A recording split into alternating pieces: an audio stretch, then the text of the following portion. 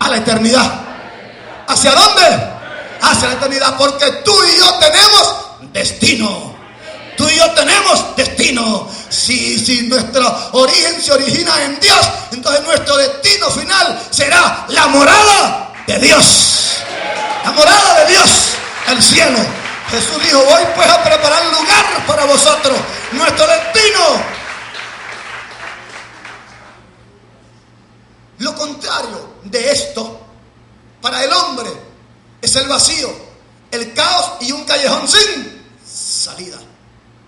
Por eso que el apóstol Pablo, escribiéndole a la iglesia que estaba en Roma, en ese momento la cultura más avanzada, los hombres que deciden estar fuera, marchar, caminar, obviar el propósito de Dios para su vida, observen cómo el apóstol San Pablo lo describe.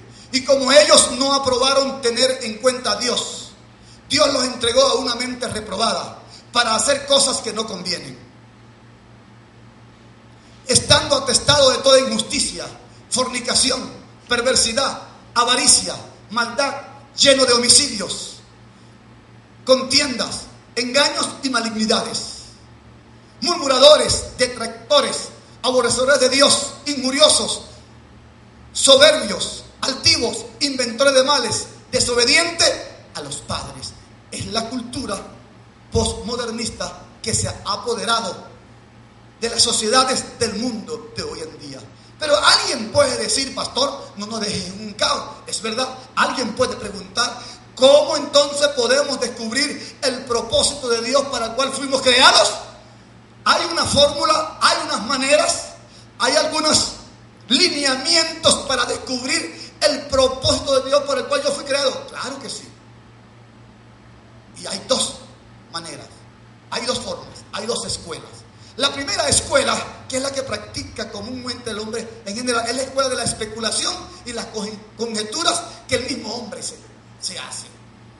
Porque el hombre se hace planteamientos, postulados, teorías fabulosas, filosofías, y al final dicen: la vida y el sentido de la vida es punto suspensivo. Al final quedan vacíos y atrapados en sus definiciones interminables e incomprensibles, que son como las telarañas.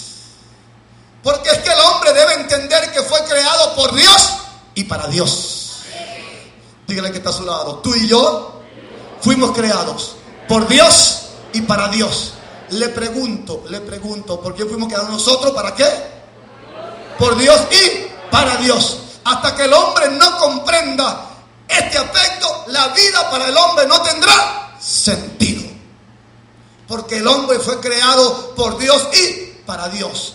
El otro lineamiento, la otra escuela para cómo entender el propósito de Dios para mí que fui creado, para usted que fue creado, es la revelación. Qué bueno es saber que a su creación Dios no la dejó en la oscuridad. Dígale que está a su lado: Dios no nos ha dejado en la oscuridad. Fíjese en lo primero cuando se abre el Génesis y dice: y la tierra estaba desordenada y vacía. ¿Cuál es la primera creación que Dios hace? Y dijo Dios: sea la luz. Y la luz fue hecha. Entonces se distinguió el día de la noche. Todo anteriormente lo abrazaba la oscuridad, pero interviene Dios en el escenario de lo físico del hombre y dice Dios: sea la luz. Porque solamente cuando hay luz podemos entender muchas cosas. Cuando hay conocimiento podemos salir de la ignorancia. Usted puede decir amén. Jesucristo dijo: yo soy la luz del mundo. El que anda en mí ya no andará más en tiniebla. Él nos dejó su palabra y allí encontramos el significado y el propósito del hombre en la vida. ¿Te puede decir amén? Dios nos dejó su palabra y allí encontramos el significado y el propósito de la vida. Al nombre de Cristo, dígale que está a su lado: Dios nos ha dejado su palabra. Veamos esta base bíblica, como el apóstol San Pablo escribe a una iglesia que estaba en el Asia Menor de los primeros siglos, para que la multiforme sabiduría de Dios sea ahora dada a conocer por medio de la iglesia a los principados y potestades en los lugares celestiales, conforme al propósito eterno que hizo en Cristo Jesús nuestro Señor. Ahí tenemos la palabra, conforme al propósito eterno. Dios nos dejó su palabra y allí Él está revelado. Dígale que está a su lado: Dios está revelado en su palabra. ¿Dónde está revelado Dios? En su palabra. Observemos como Timoteo, leyendo la carta del apóstol San Pablo, dice lo siguiente: e indiscutiblemente grande es el misterio de la piedad. Dios fue manifestado en carne, justificado en el Espíritu, visto de los ángeles, predicado a los gentiles, creído en el mundo, recibido arriba en gloria. Entendemos entonces que Dios se reveló al hombre y lo dejó plasmado en su palabra. La Biblia entonces podemos decir que es nuestro manual de instrucciones. ¿Quiere saber cómo es Dios? Aquí está la palabra. ¿Quiere saber cómo usted y yo debemos andar? Aquí está la palabra. Qué bueno es saber que el pastor no tiene una palabra diferente a la que tienen los creyentes. Los creyentes tienen la misma palabra que tiene el pastor. Al nombre de Cristo, la Biblia es nuestro manual de instrucciones. Usted quiere saber cómo funciona un aparato, cómo funciona un instrumento, cómo funciona un vehículo, tiene que ir al manual de instrucciones. Usted quiere saber cómo es Dios, qué tiene Dios para usted. Usted quiere saber los eventos de ayer, de hoy y de mañana. Aquí está la Biblia, la palabra de Dios. Usted puede decir amén. Por otro lado, la Biblia nos dice que es nuestra regla de fe y conducta, por medio de la cual Dios se comunica con su pueblo.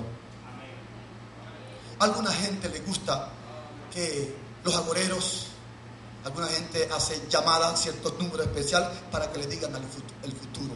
Pero permítame decirle, a algunas personas, okay, de la fe cristiana les gusta oír que le digan: Dios me dijo que te dijera esto. Pero permítame decirle, muchos de esos agoreros, muchos de estos especialistas en saber el futuro, o mucha gente que dice Dios me dijo, pueden estar equivocados. Pero la palabra del Señor no se equivoca. El apóstol San Pedro dice: tenemos la palabra profética más segura. Confíe en ella y ella lo va a llevar a un destino feliz.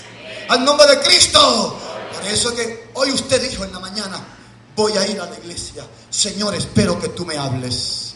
Y yo estoy dando por cierto y seguro que a mucha gente aquí Dios le está hablando. Usted que nos está sintonizando y viendo en la comodidad de su casa, estoy cierto y seguro, si nos oye todos los días por el cual pasamos nuestro programa por este canal, le aseguro que Dios va a utilizar mi palabra para hablarle a usted, porque mi palabra está centrada en la palabra de Dios.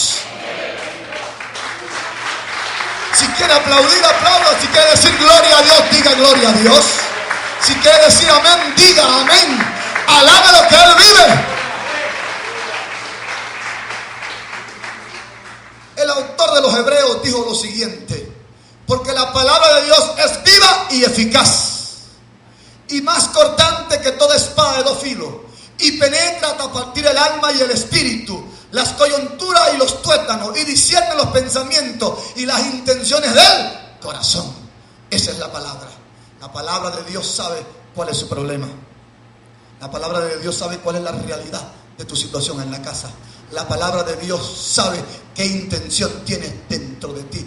Y mucha gente se ha quedado expectante cuando dice: oye, pero yo fui a la iglesia y la palabra que dijo el pastor me habló.